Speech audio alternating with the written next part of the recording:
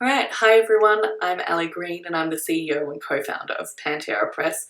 Thank you very much for joining me, and today I'm going to answer all of your questions around book publishing. Thank you for those who submitted your questions in advance, and we will go through all of those today. Now, I should note before we get started that many of the questions related to traditional publishing versus self-publishing. And so I thought before we actually go into some of the specific questions, it would actually be really useful to provide a little bit of a broader context around our industry, because all of these things really do tie in together. So just to give you some overall context, and right now I'm speaking very much about the Australian market, when we look at the retail landscape in Australia for book publishing, about 30% of our market is the independent retailers. So that's your local corner store within your community. About 30% are the discount and department stores. So that's, Target, Kmart, Big W, and then the rest are chains and online. So in Australia, that's Dymocks, Collins, QBD, Booktopia, and also Amazon, although acknowledging that Amazon in Australia is actually a very small fraction of our market. So why I bring this up is that, from a traditional publishing point of view, about 80% of books sold are sold through these supply chains. So even though we've had a really wonderful digital revolution, the majority of books sold are still physical books through physical and online retailers. And of course, it does depend on the individual book and the genre, but ebooks make up about 8 to 10% of sales, and then the rest are audio, acknowledging that audio is actually a rapidly growing piece of the market, especially for non-fiction. And it's not that we're against audiobooks or ebooks. In fact, as a book publisher, I'm completely agnostic. For me, we sell stories, we sell content. The device that it comes in makes no difference to me. Instead, it's about what the reader would prefer and find the best way to consume and digest this information. So for me, a book is just as much a device as a tablet or a phone. Now, obviously, the numbers I've just mentioned are all very broad brush and general, and they do differ between genres and topics, but it is really important context when thinking about the book that you're writing and if it's the kind of book that might actually work in a traditional retail environment. So generally speaking, we're looking for books that could sell across all retail channels. So this is most traditional publishers in Australia, which by nature means that we're looking for well-written books, but with a broader commercial audience that have a very clear and defined audience. And that's because, we're looking for these books that could sit across the indies, the chains, as well as the discount department stores. Now, that's not to say that we don't look at individual sales channels. For example, if it's a new Australian brand that we're building, then that's the sort of book that would likely sit with the indies and the chains, at least to start with, not the discount department stores.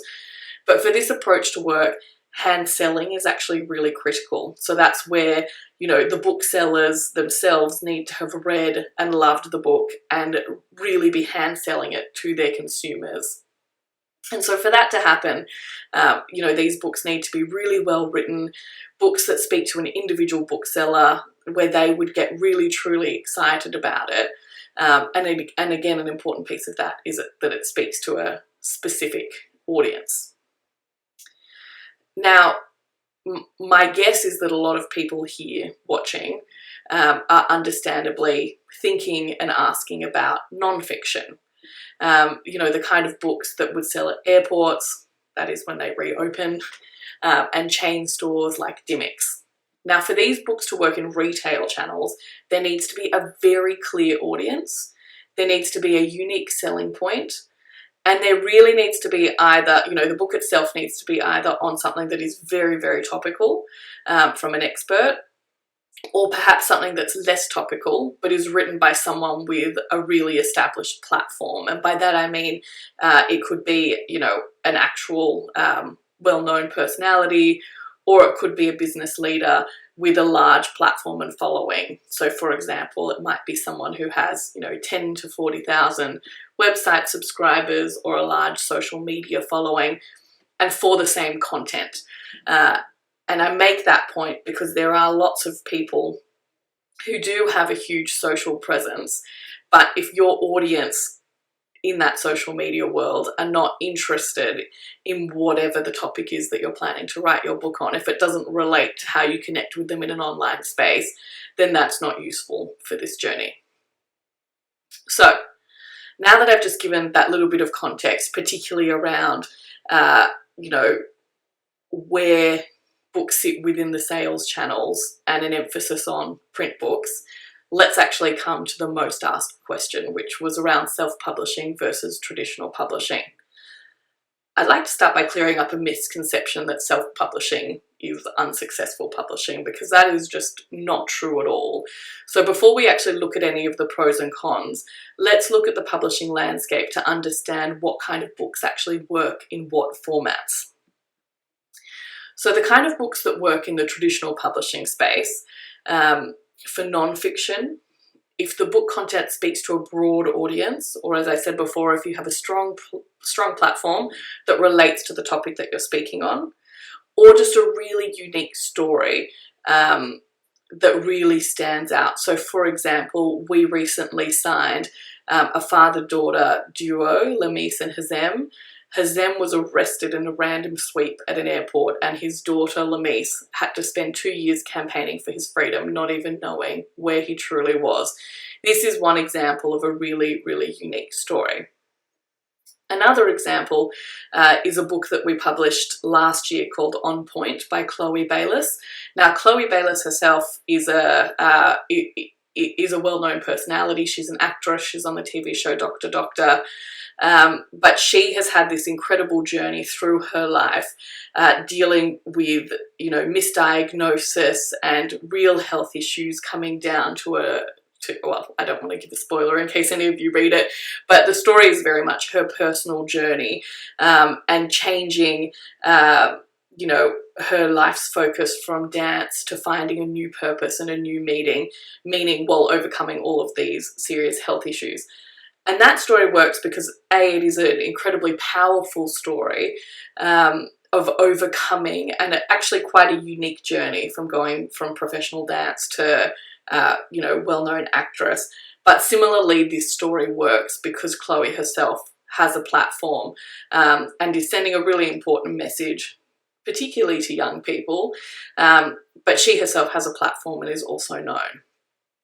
Now, if we're looking at the kind of books that work better online, so for example, that either don't sell as well through specific retail channels, or there is a big audience for them who purely buy in the online space, or they work really well as ebook or audiobook, let's talk about the books that work in that space, because these are the books that lend themselves actually more often to the self-publishing process.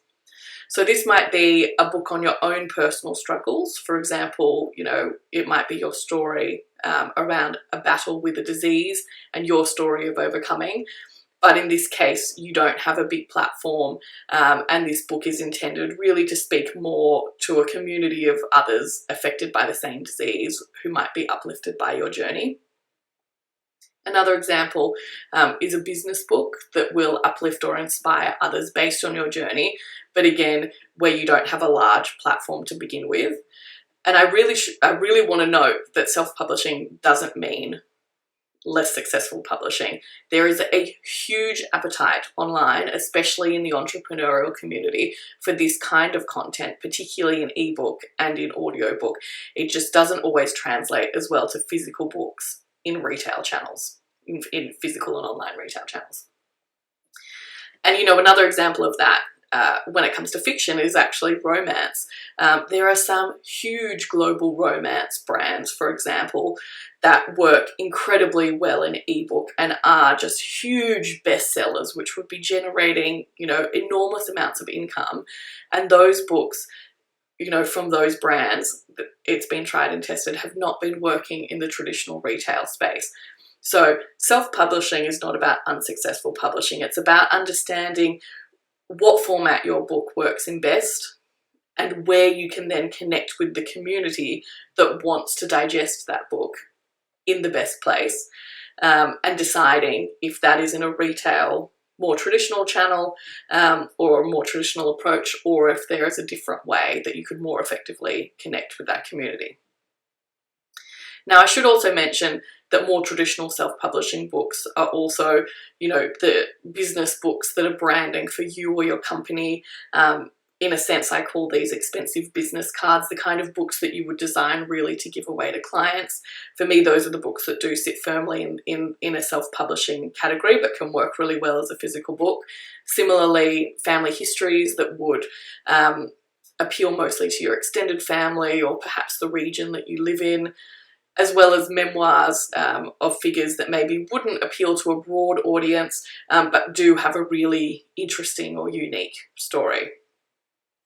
So now that we've kind of spoken about this broader landscape, you will probably have a clearer idea if traditional publishing is something to pursue, or if self-publishing is actually better suited to you based on the content and the audience of what you want to write. But let's dive in and talk about the pros and cons of traditional publishing and self-publishing. The pros of traditional publishing, a really big one is access to expertise. So access to, editorial expertise, design expertise, sales expertise, metadata experts, PR and marketing specifically tailored to the book publishing environment.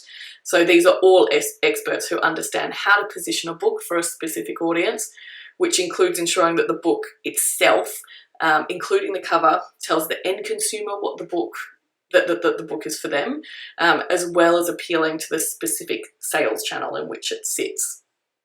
Now, if you have a really solid understanding of the market in which your book sits, and either your own knowledge or access to PR and marketing experts, it might be the case that you could actually do this whole process yourself.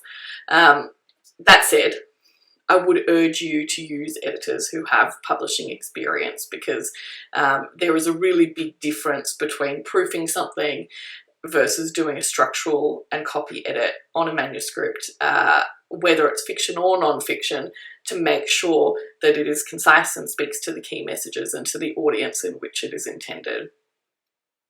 So that's obviously a pro of traditional publishing, and really not really a con of self-publishing, but a downside of self-publishing, that if you don't have your own access to those experts, then it is something that, is quite critical. Another pro of traditional publishing is, of course, access to distribution channels, and this is a huge one. So if you're writing the kind of book that really would speak to a broader commercial audience and could sit in retail channels, then going through a traditional publisher is just the best way to get your book out into the hands of consumers through all of those sales channels we've already mentioned, like Big W, Dymocks, your local independent store, and so on. And another pro of traditional publishing is obviously that you're not wearing the costs. So the risks associated with the project are just much smaller. I will go into a little bit later a breakdown of some of the costs associated with publishing. I know that was a question. But in terms of, just the pros and cons here, a traditional publisher will wear the costs of producing the book, including printing, which is a huge cost, and warehousing. So that is a real benefit to going through the traditional route. Now, if we look at self-publishing, the pros of self-publishing, obviously you have full autonomy, and you get a larger percentage of profits from your sales. Also, through most of the platforms that you would make your book available, you'd have access to an international audience. And that's not to say that in traditional publishing you wouldn't have access to an international audience, but in traditional publishing, we sort of break things down by territory. So the idea would always be to try to sell the territorial rights to another publisher. So, for example, if we acquired a book and we had acquired world rights, we would publish it in Australia, and we might try to sell the North American rights to a US publisher who really understands their market. And if that didn't work, then we might consider, or if there was no appetite in that way, then we might consider distributing the book in the US ourselves.